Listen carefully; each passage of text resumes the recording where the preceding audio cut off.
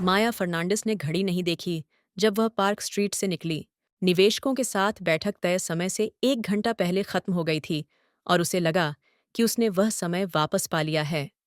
Steering पर रखे हाथ हल्के महसूस हो रहे थे। जब वह सिग्नल के सामने रुकी तो एफएम रेडियो पर सरोद की मुलायम धुन उभरी, रवींद्र संगीत की याद दिलाती हुई। उसने वॉल्यूम नहीं बढ़ाया।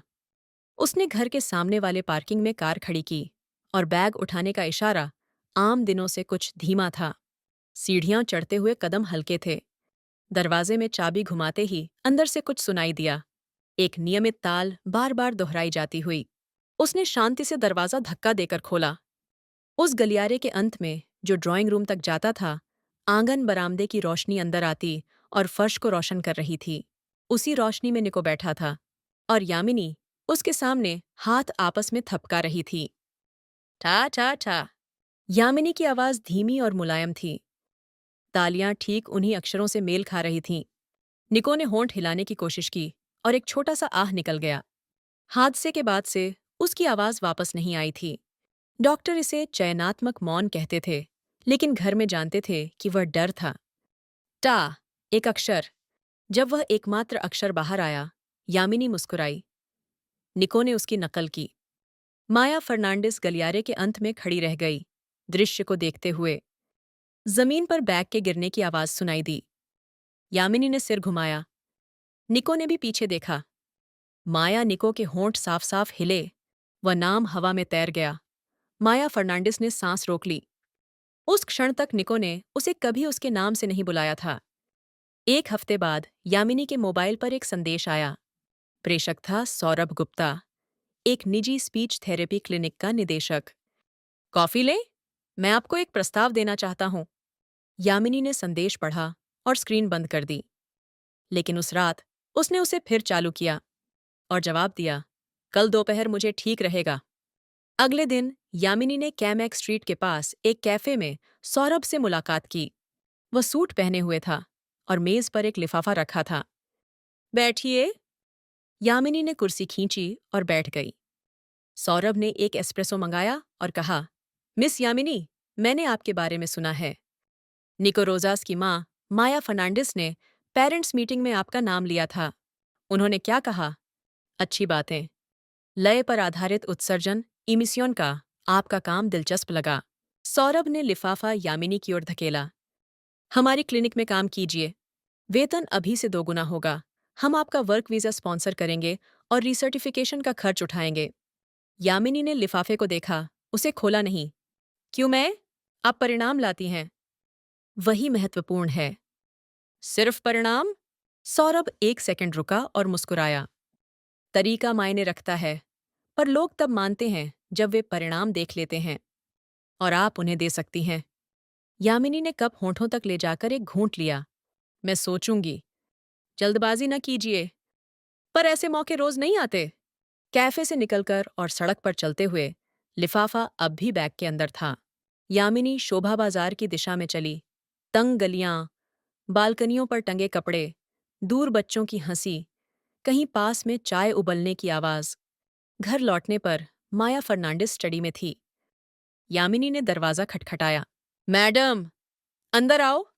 यामिनी नहीं बैठी। वह अलमारी के पास ही खड़ी रही। आज मेरी किसी से मुलाकात हुई? किससे?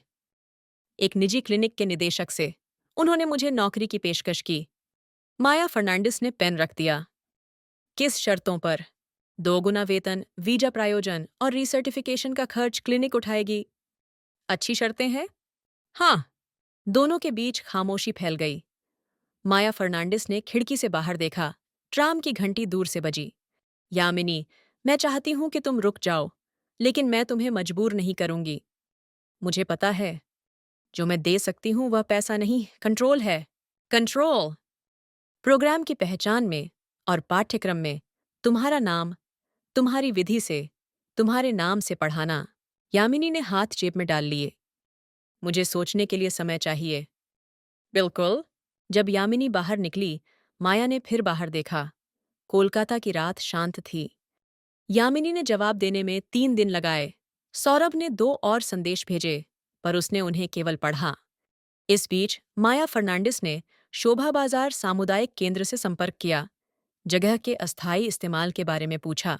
हम एक खुली, मुफ्त कक्षा देना चाहते हैं, बच्चों के लिए लय के साथ उत्सर्जन। जिम्मेदार व्यक्ति ने खुशी खुशी स्वीकार किया। शनिवार को दोपहर 2 बजे, कैसा रहेगा? परफेक्ट। पोस्टर यामिनी ने बनाए, हाथ से, और नीचे की तरफ तालियों का एक छोटा सा चित्र। आवाज और लय, मुफ्त सत्र।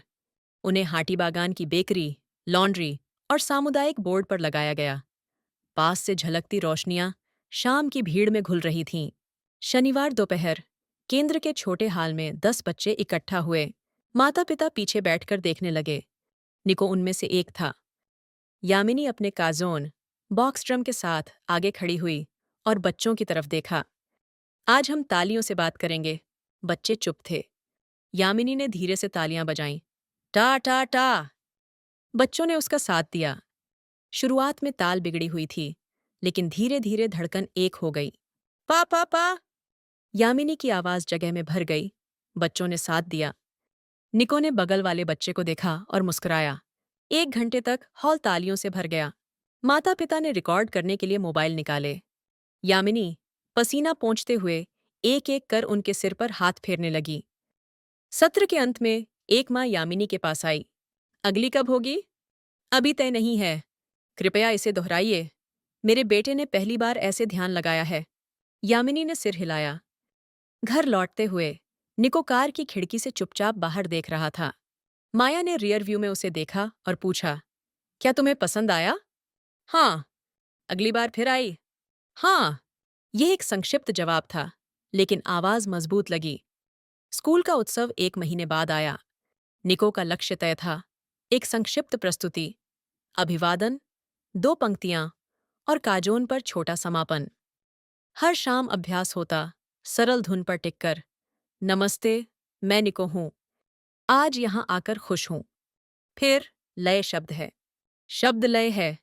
भीतर की 4 गिनतियों से संभाला हुआ। अंत में निको हाथ का जौन पर नीचे लाता और 2 आसान कंपास के साथ बंद करता। लय शब्द है। शब्द लय है। यामिनी ने हर शाम निको के साथ अभ्यास किया। शुरुआत में निको को कठिन लगा, लेकिन 1 हफ्ते बाद उसने सांस को नियंत्रित करना सीख लिया। उत्सव की पिछली रात निको सो नहीं पाया।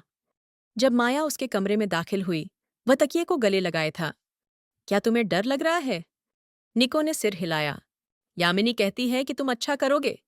और अगर क्या? अगर शब्द बाहर ना आए? माया बिस्तर के किनारे बैठ गई। तो तुम तालियां बजाओ। अगर तुम सांस को आवाज के साथ मिला दो, तो शब्द पीछे पीछे आ जाएंगे। निको ने हाथ बढ़ाया। माया ने उसका हाथ थाम लिया। उस रात माया लैपटॉप के सामने बैठी और एक दस्तावेज तैयार किया। शीर्षक, आवाज और लय का घर, व्यवसाय योजना। पहले पन्ने पर उद्देश्य था, स्थानीय समुदाय को लय आधारित स्पीच थेरेपी देना, एक पेशेवर और सुरक्षित जगह, आर्थिक बाधाओं के बिना। दूसरे पन्ने पर संरचना थी, स्पीच थेरेपिस्ट और एक लय प्रशिक्षक, प्रशिक्षिका का सहयोग। यामिनी विधि, तालियाम, काजौन, मात्राबद्ध अक्षर का पाठ्यक्रम। महीने में 2 खुली मुफ्त कक्षाएं, हफ्ते में 3 व्यक्तिगत सत्र। तीसरे पन्ने पर बजट था, जगह का किराया, उपकरण की खरीद, यामिनी का वेतन, रिसर्टिफिकेशन की लागत, सहयोगी स्पीच थेरेपिस्ट के मानदेय। माया ने हिसाब लगाया और पेन रोक दी। ये कम पैसा नहीं था, लेकिन असंभव भी नहीं। अगली सुबह उसने दस्तावेज यामिनी को दिखाया। ये क्या है? वह घर जो हम बनाएंगे। यामिनी ने पन्ने धीरे धीरे पलटे। तीसरे पन्ने पर रुकी। मैडम, ये बहुत बड़ा है। छोटे से शुरू करें। शोभा बाजार के पास एक सादा सा स्पेस काफी है। और स्पीच थेरेपिस्ट? मैंने संपर्क कर लिया है। 2 हैं जिनसे हम सहयोग कर सकते हैं। यामिनी ने दस्तावेज रख दिया। क्या यहाँ मेरा नाम आता है? पाठ्यक्रम में यामिनी विधि। यामिनी ने खिड़की से बाहर देखा। पुरानी इमारतें सुबह की धूप में चमक रही थीं। पड़ोस की छतों पर सूखते कपड़े लहरा रहे थे।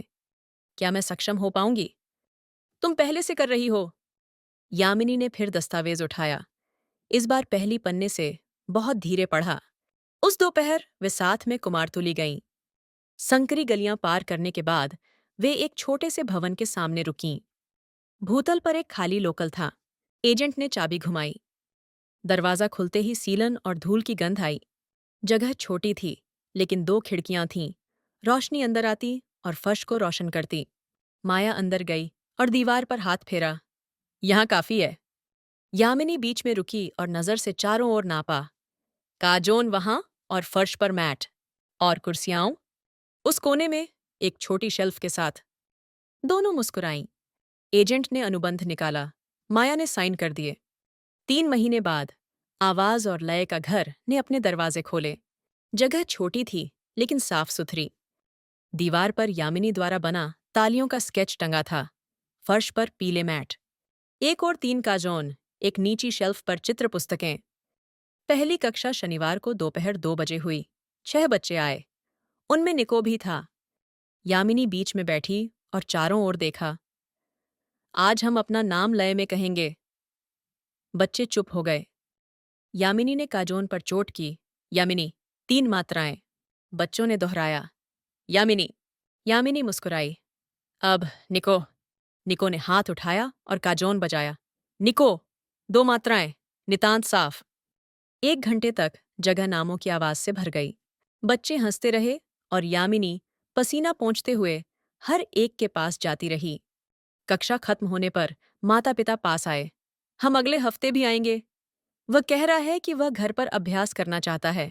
यामिनी ने सिर हिलाया और छोटे छोटे कागजों पर होम प्रैक्टिस लिखकर बांटे। माया पीछे से देख रही थी और फिर बाहर निकल गई।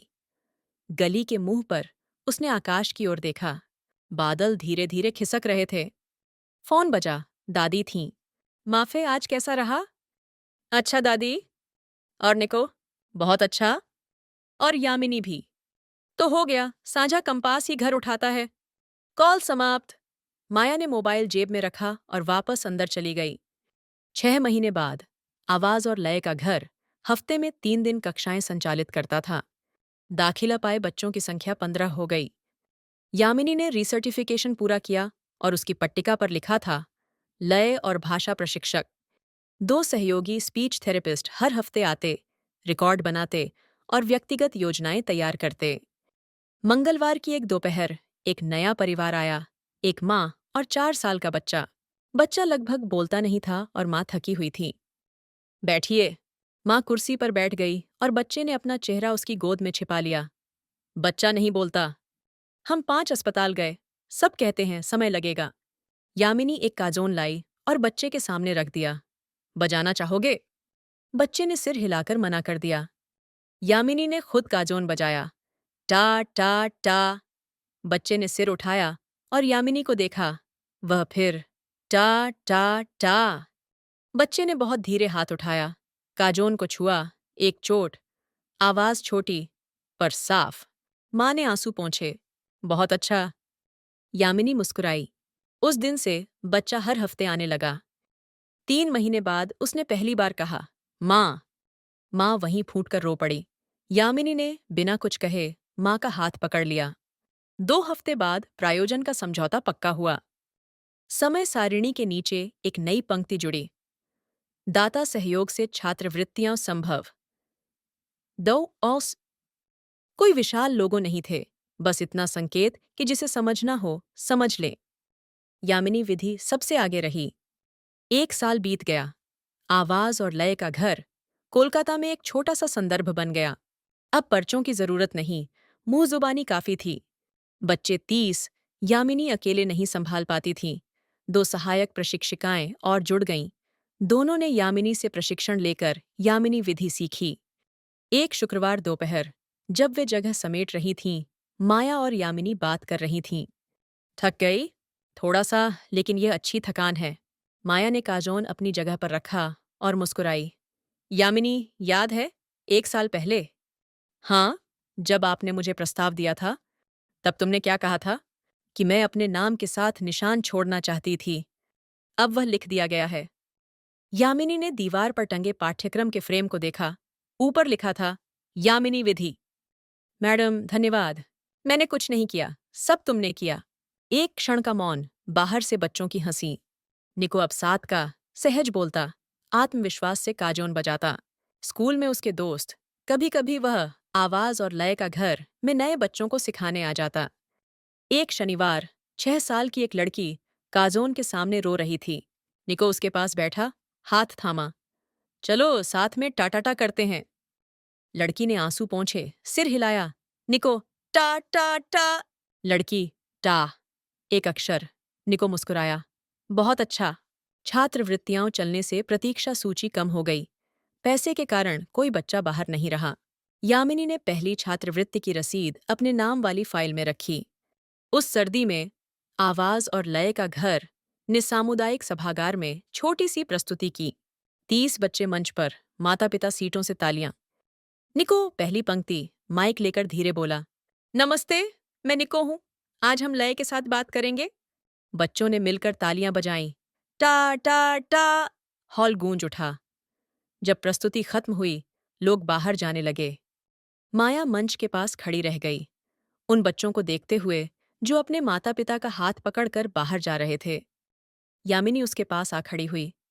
मैडम, आज आपको कैसा लगा? परफेक्ट। मैं घबराई हुई थी। दिखा नहीं? यामिनी मुस्कुराई। माया ने फोन निकाला और दादी का एक पुराना वॉइस मैसेज चलाया। जिंदगी किसी लय की तरह निर्देशित नहीं की जाती, उसकी संगत की जाती है। यामिनी ने सुना, सिर हिलाया। साझा कंपास ही घर उठाता है? ऐसा ही है। दोनों हॉल से बाहर निकलीं और पुरानी गलियों में चलने लगीं। रात की हवा ठंडी थी, लेकिन तारे चमक रहे थे। दूर से निको की आवाज, माफे, यामिनी, इधर आइए। दोनों मुस्कुराईं और निको की ओर बढ़ीं। माया ने आसमान की ओर देखा और धीमी आवाज में बुदबुदाई। हम किसी के लिए लय बन सकते हैं? वे शब्द रात की हवा में खिसकते चले गए। तंग गलियों के भीतर एक छोटा सा घर सांस ले रहा था। आवाज और लय का घर। समाप्त।